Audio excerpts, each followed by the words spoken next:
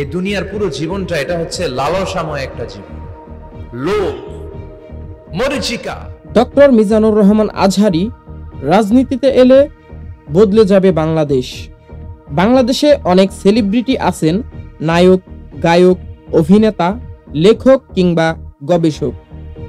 কিন্তু যদি জনপ্রিয়তার মাপকাঠিতে বিচার করা হয় তাহলে একজন মানুষ নিঃসন্দেহে সবার শীর্ষে, তিনি ডক্টর মিজানুর রহমান আজহারী। সরাসরি G2G বলে এটারে, G2।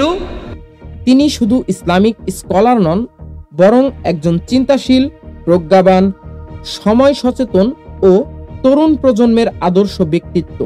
তার মাহফিল মানেই লাখো মানুষের ঢল, যার সংখ্যা কোনো কনসার্ট বা সিনেমা প্রিমিয়ারের চেয়েও বেশি। তার প্রতিটি বক্তব্যে থাকে বাস্তবতা, বিজ্ঞান, যুক্তি ও হৃদয় ছোঁয়া কোরআনের বাণী। নিজেরা নিজেদের প্রবলেম সলভ করার ক্যাপাসিটি আমাদের আর থাকবে না। অনেকেই বলেন আজহারী শুধু ইসলামী অঙ্গনের নন, তিনি বাংলাদেশের সবথেকে বড় সেলিব্রিটি। তাকে ঘিরে সাধারণ মানুষের এতটাই আস্থা ও ভালোবাসা যে তারা মনে করেন তিনি যদি রাজনীতিতে আসেন তবে তিনি যে কোনো আসন থেকে বিপুল ভোটে বিজয় হবেন। তবে প্রশ্ন হলো, তিনি কি রাজনীতিতে আসবেন? এ বিষয়ে এখন পর্যন্ত তিনি কোনো সরাসরি মন্তব্য করেননি। তবে মানুষের আকাঙ্ক্ষা দিন দিন বেড়েই চলেছে। বিশেষ করে যারা চান রাজনীতি থেকে মাদক, দুর্নীতি, চাঁদাবাজি, সুদ ঘুষ নির্মূল হোক, তারা চান আজহারীর মতো একজন গ্রহণযোগ্য, আদর্শবান মানুষ রাজনীতিতে নেতৃত্বে আসুক। তারা বিশ্বাস করেন যদি তিনি নির্বাচিত হন তবে সংশ্লিষ্ট এলাকা হবে মাদকমুক্ত, বন্ধ হবে চাঁদাবাজি ও দুর্নীতি, মানুষের জীবনযাত্রার মান উন্নত হবে, নতুন কর্মসংস্থান তৈরি হবে এবং সবথেকে বড় কথা হলো মানুষ ধর্ম ও নৈতিকতা ভিত্তিক জীবনযাত্রায় ফিরে আসবে। এটা শুধু মুসলিমদের জন্য নয়, ভিন্ন ধর্মাবলম্বীরাও তার বক্তব্যে অনুপ্রাণিত হন।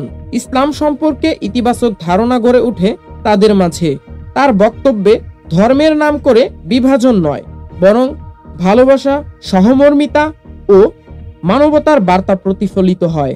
অর্থাৎ ডক্টর মিজানুর রহমান আজহারী যদি রাজনীতিতে নাম লেখান তবে শুধু একটি আসন নয়, বদলে যাবে একটি সমাজ, একটি সংস্কৃতি, একটি প্রজন্ম, এমনকি একটি দেশ।